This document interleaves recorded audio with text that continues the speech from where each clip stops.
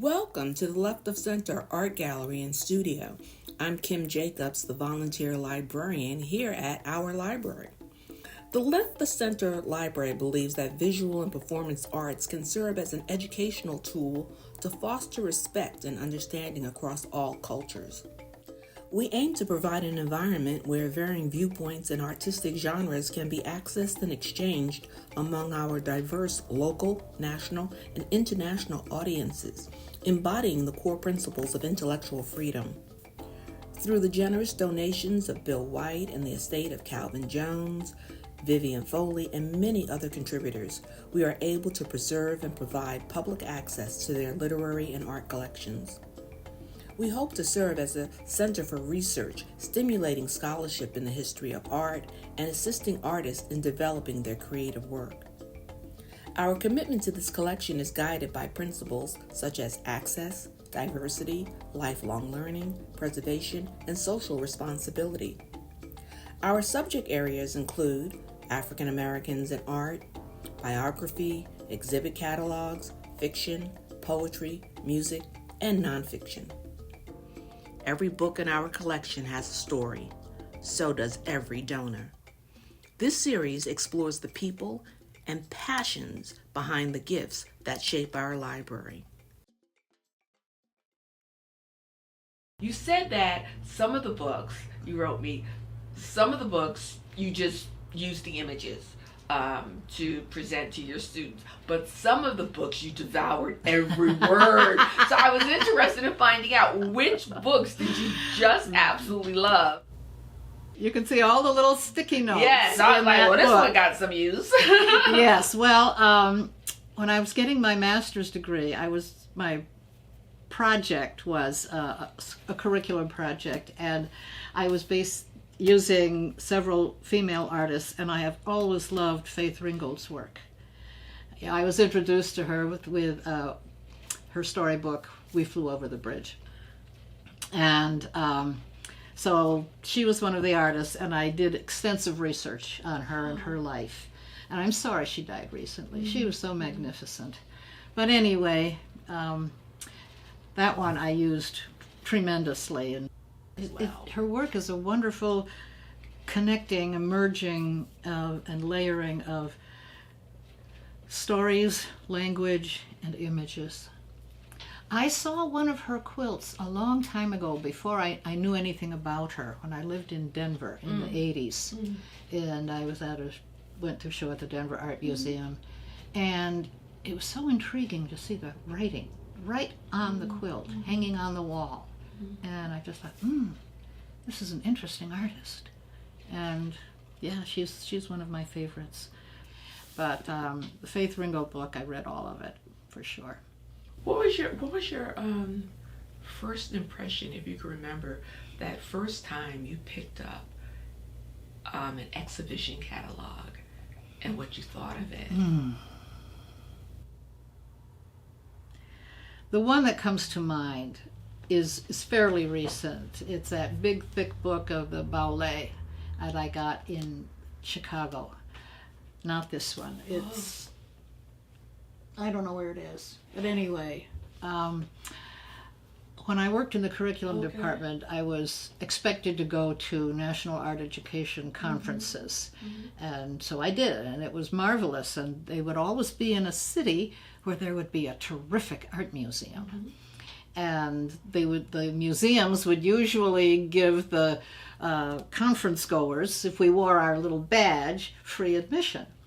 So when we were in Chicago, I went to the Chicago Art Institute, and they had an exhibit up of the ballet, and it was masks.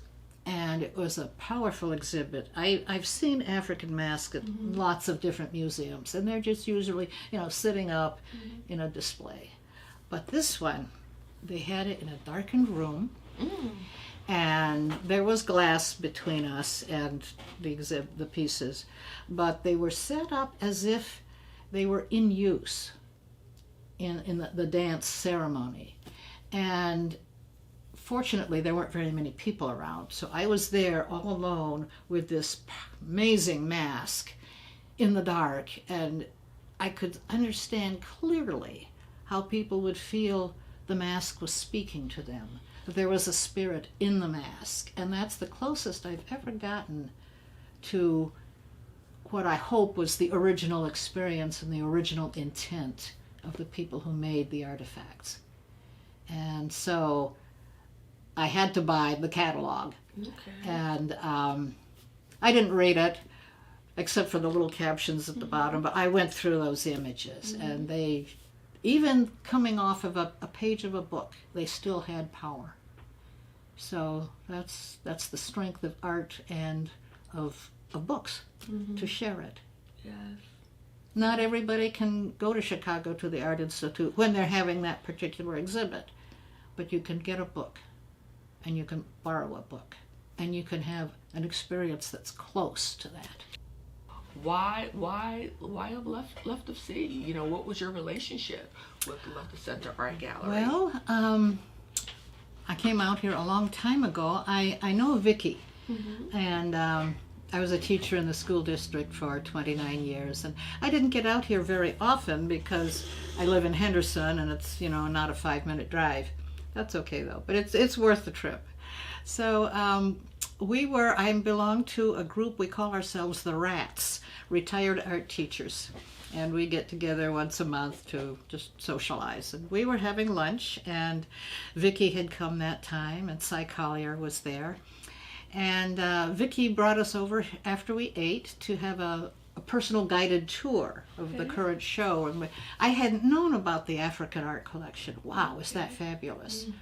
So we spent a good bit of time up here with her, and she mentioned the library, and I don't know if she said they took donations or not, but I thought, a little light went off in my head. Maybe it was one of the other art teachers perhaps who said, oh, now I know what to do with all my art books. So I have a huge collection, and I'm trying to downsize. I have too much stuff in my house. Are you sure? I am positive. I not only have all of my art supplies, all the art I make, but I've got beautiful things I inherited from my aunt and my mother. And my aunt, by the way, was an elementary school librarian. Okay. And I used to, during school vacations, go out to help Ruth in her library, which meant I spent most of the day sitting on the floor reading books in the stacks. Yeah, so I was going through all these things, and I have some of the books were from my mother because she was a docent at the Hawaii Museum of Art. And she had a lot of things that she had collected and that she used in the study program to become a docent. And others I've just collected over time, going here and there. And I just thought, well, you know, I used a lot of them when I was teaching. You know, I had images that I could show my students, and I didn't have to go to a library and check things out, or I could, you know, just pull a book off the shelf and get information for a lesson I was writing. But I'm retired now, and I don't use that anymore. So you're not teaching art anymore, No. but you still are an active artist, correct? Yes, yeah. Creating what medium? Right now it's ceramics. It's a fairly new area for me. I got my art degree in sculpture, which I really like best, but learning how to do functional ceramics is an interesting challenge. And I've got a couple of art teacher friends who are experts in that area, and they're giving me tips and hints and helpful things, and I'm making progress, and it's fun. The things I like best are interestingly related to art history. One class I really liked was Japanese art, and I remember sitting in that dark room, and a slide of the Haniwa sculptures came up, and I was just, it just knocked me on my rear end. They were so powerful, and they are so old. And just a slide taken from a photo in a book loses some of the impact, but it still came through to me. And after that, I was more interested. Then I had to take some more art history when I was getting my teaching certificate credentials many years later. And it was the art history classes that helped me survive going back to school when I was 36. And so I got another real hit of art history. And it became part of my daily teaching life. And I love it now, and it inspires a lot of what I do. Mm-hmm. What's important to me is making it, having that experience, and the end product is kind of secondary. And I think that's the attitude I got when I was in art school, because our teachers were always saying, you guys are so hung up on this coffee table art you're trying to make. Wow. Forget about that. Think about the process, what's going through your head as you make this stuff, and why you're doing it, and what you are trying to share through your work. And that really spoke to me. So now I'm more focused on what happens inside me mentally and emotionally and physically when I'm engaged with this stuff. How would you like to move forward with your books here now that we have, at least 22 books donated by you? How do you want these books to influence our patrons? Well, I'm grateful that you took the books, number one. And number two, that you value them and that they will be used in some way. Thank you.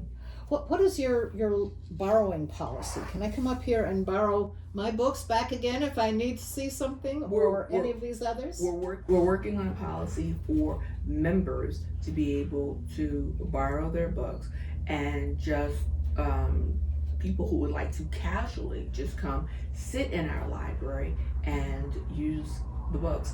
But right there, if you have your phone. Oh, there it is. Oh, that's so cool.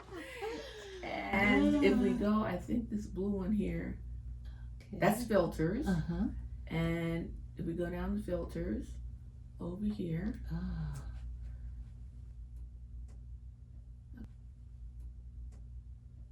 But this is what we have going on right now. So we've got almost 1,000 books. Well, I'm very pleased to be part of your collection now. Thank you for joining us. It was my pleasure to give them.